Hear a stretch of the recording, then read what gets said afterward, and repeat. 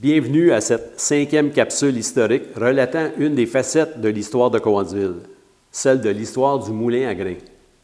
Mon nom est Michel Rascot de la Société d'histoire de Cowansville. L'histoire de Cowansville débute en 1798 avec l'arrivée du premier colon, Jacob Reiter.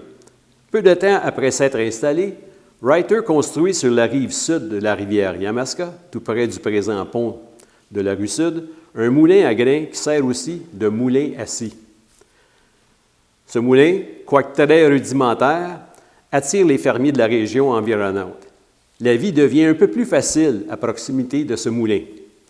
Au fil des années, Reiter devra reconstruire son moulin à quelques reprises parce qu'il sera souvent emporté par la crue des eaux au printemps. En 1836, l'Écossais Peter Cowan vient s'établir à Cowansville. Cowansville tient son nom de Peter Cowan, le premier maître de poste.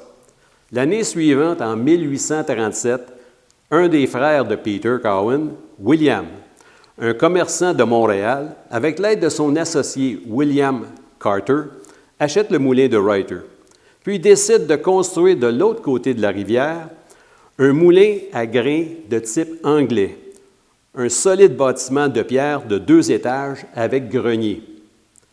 Les deux William, Cowan et Carter, ne viendront pas s'établir à Cowansville, mais vont plutôt embaucher un meunier pour exploiter leur moulin.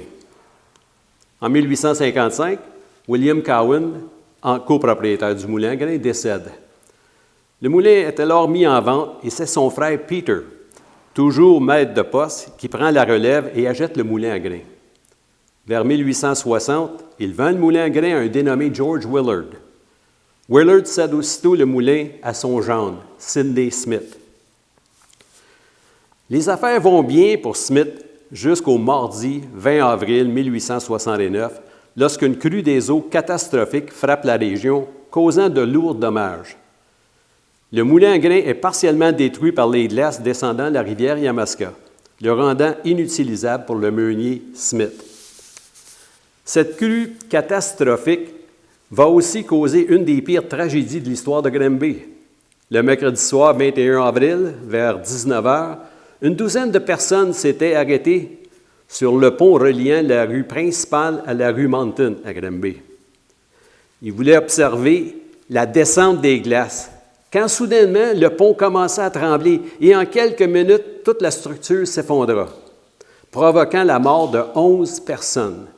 Une des victimes fut Patrick Hackett, le premier maire de Granby. Le moulin à grains étant beaucoup trop endommagé, Sidney Smith n'a d'autre choix que de faire faillite. Au cours de l'été, George Knight Nesbitt, un meunier âgé de 33 ans, fait l'achat du moulin, le répare et le modernise. En septembre, le moulin à grains de Nesbitt est prêt à accueillir ses premiers clients.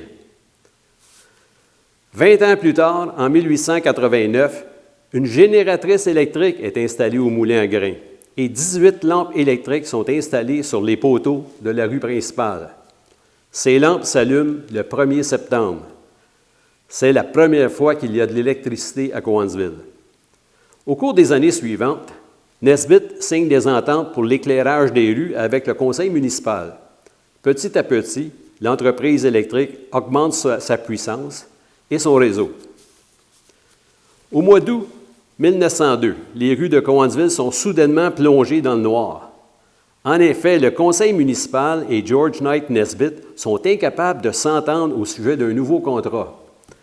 Vu qu'il n'y a pas d'entente, Nesbitt ferme tout simplement l'interrupteur et refuse d'éclairer les rues de Cowansville tant qu'un nouveau contrat ne sera pas signé.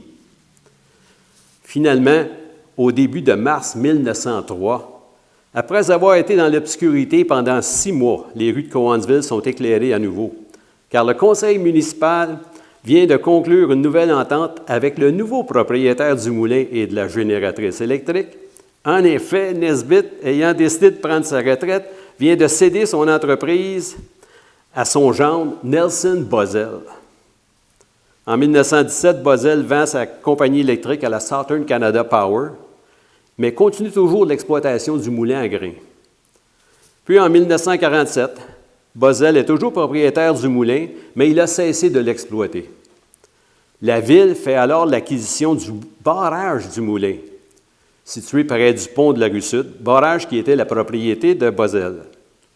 Peu de temps après, le moulin est finalement démoli, mettant fin, après 110 ans, à l'histoire du moulin à grains à Cowansville.